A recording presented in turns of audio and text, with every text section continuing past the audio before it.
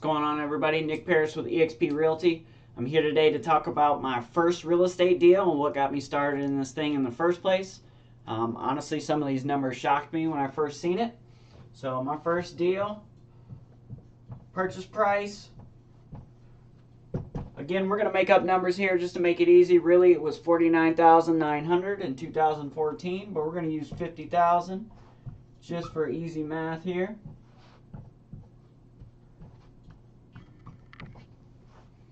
So with that, the down payment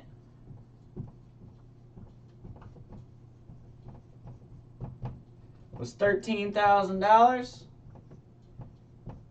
which if you do the math, it's about 26%. We probably had to put 25% down. Honestly, a lot of this my grandparents helped me with, so the numbers back then, I was just wanting to get out of the house. But my interest rate on this, or my loan, was a floating loan. I didn't even know what those were. So when I first started, my interest rate was 3.3%. By the time I refinanced this house, I was up to 5.5%.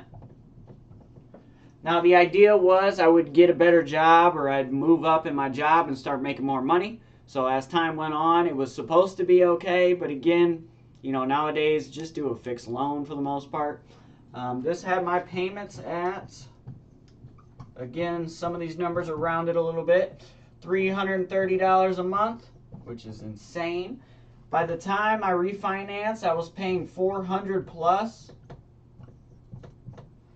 which is not cool for your payment to go up that much, especially when you're working at Kmart and Arby's.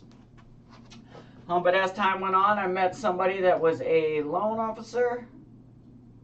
Apologize if I'm saying her title wrong. But with that refinance, I decided to refinance it 5 years later. Came out to $70,000.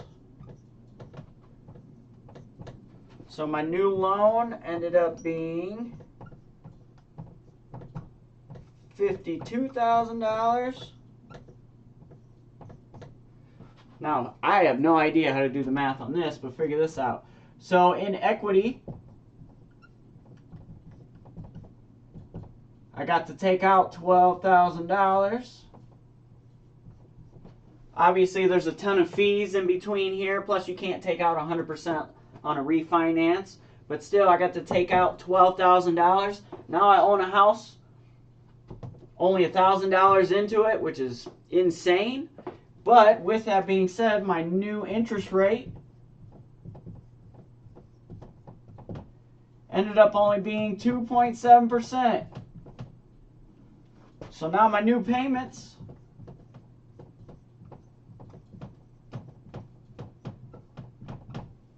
ended up being $326 a month, which is insane. I got to take $12,000 out, and my payments went down, and they went down by a lot.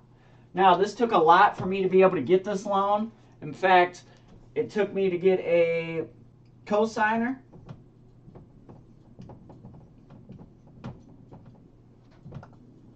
Also, I had no credit, but they, for some reason, were willing to take my phone bill.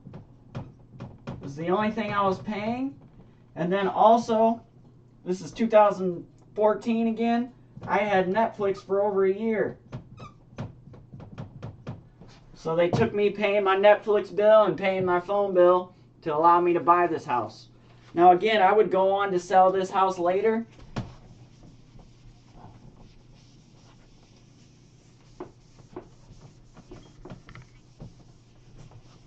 In 2023,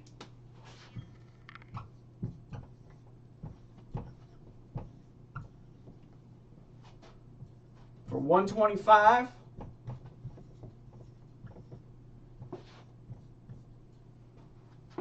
Now, I ended up getting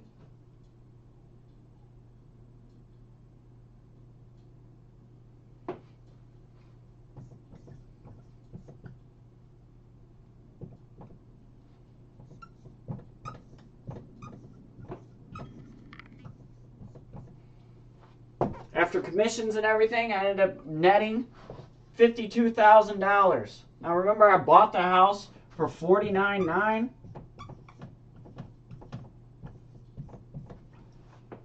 This was 9 years later. So all in all, plus the 12,000.